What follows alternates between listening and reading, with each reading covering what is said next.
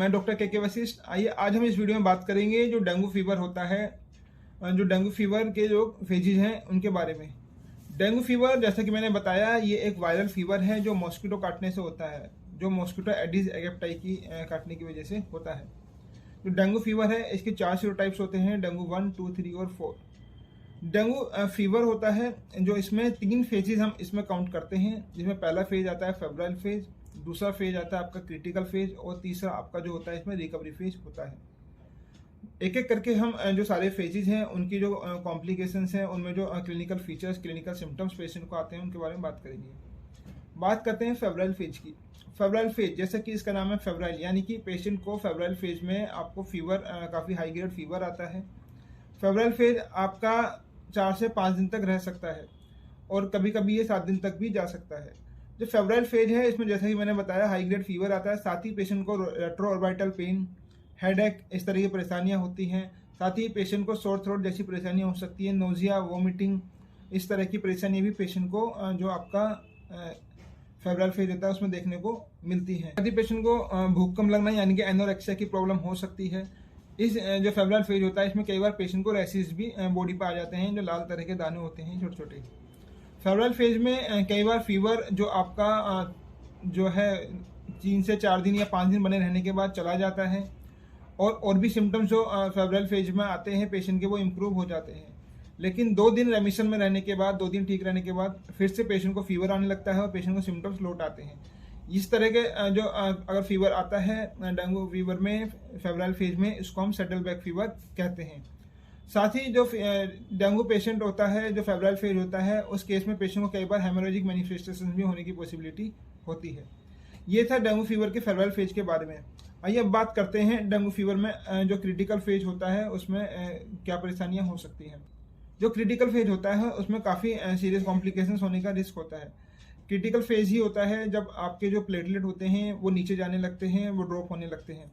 Platelet कम होने की वजह से पेशेंट को ब्लीडिंग मैनिफेस्टेशंस हो सकती हैं, जिसमें आपका पेशेंट जो है इंटरनल ब्लीड भी हो सकता है, साथ ही आपको एक्सटर्नल ब्लीड भी पेशेंट को इसमें देखने को मिल सकता है। पेशेंट के शरीर पे काले काले धब्बे हो सकते हैं, साथ ही रैशेस जो है पेशेंट के वो बढ़ सकते हैं। इसमें कुछ इंटरनल कॉम्प्लिकेशंस भी होती हैं, जैसे कि लीवर पे सूजन आ जाना, लीवर जो है टेंडर हो जाता है, पेशेंट को पेन महसूस होने लगता है। साथ ही पेशेंट को नोजिया, वोमिटिंग वो काफ़ी ज़्यादा इंक्रीज कर जाती है। पेशेंट कुछ खा नहीं पाता है, जब भी वो खाने की कोशिश करता है उसको या तो पेट में दर्द बढ़ जाता है या फिर उसको वोमिटिंग होने लगती है। साथ ही जो क्रिटिकल फेज होता है इसके अंदर पेशेंट को जो पित्त की थैली होती है यानी कि गोल ब्लैडर, उस पर भी आपका सूजन आ जाती है, जिसको हम गोल ब्लैडर एडिमा कहते हैं। जो क्रिटिकल फेज है इसी के अंदर पेशेंट को अगर जो प्लाज्मा लीकेज होने का रिस्क बढ़ जाता है। अगर ज़्यादा पेशेंट का प्लाज्मा लीक कर जाता है तो उसकी वजह से पेशेंट को हाइपोटेंशन जैसी परेशानियां या फिर शॉक में पेशेंट जा सकता है और पेशेंट जो है डेंगू शॉक सिंड्रोम में कन्वर्ट हो सकता है। क्रिटिकल फेज में पेशेंट को एसाइटिस हो सकता है, यानी कि पेट में पानी आना, प्लूरल इफ्यूजन यानी कि लंग्स में पानी आना, इस तरह की परेशानियां बन सकती हैं। साथ ही पेशेंट के जो अगर ब्लड इन्वेस्टिगेशंस की बात करें तो उसमें पेशेंट के जो LFT है यानी कि SGOT, SGPT जो लीवर एंजाइम्स हैं वो बढ़ सकते हैं।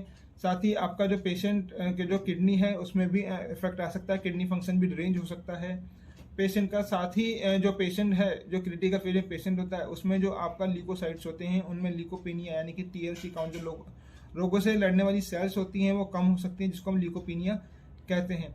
ज़्यादा क्रिटिकली इल होने के बाद पेशेंट को अल्टर्ड सेंसोरियम भी हो सकता है, यानी कि पेशेंट का जो कॉन्शियस लेवल है वो भी डिस्टर्ब हो सकता है। तो जो क्रिटिकल फेज होता है वो आपका 24 से 48 घंटे का होता है, लेकिन ये कई बार 72 घंटे से का भी हो सकता है। क्रिटिकल फेज ही होता है जब पेशेंट पे हमें बहुत ज़्यादा ध्यान देना होता है।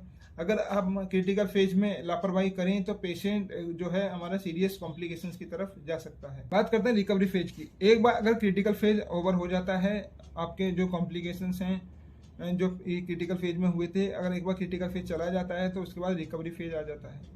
रिकवरी फेज आगे 4 से 5 दिन तक बना रह सकता है।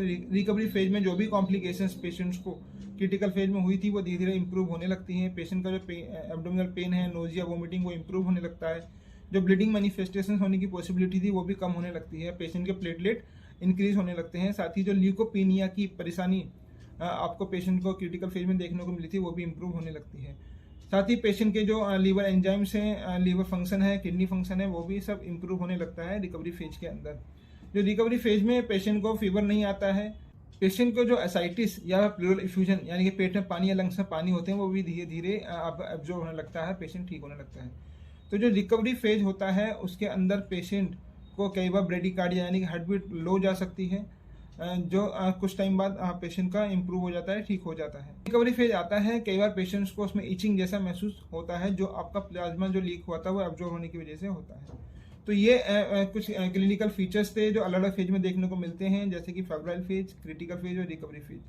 ये 3 फेज में जो डेंगू फीवर होता है और इसमें अलग अलग जो क्लिनिकल फीचर्स हैं, सिम्टम्स हैं, पेशेंट को देखने को मिलते हैं।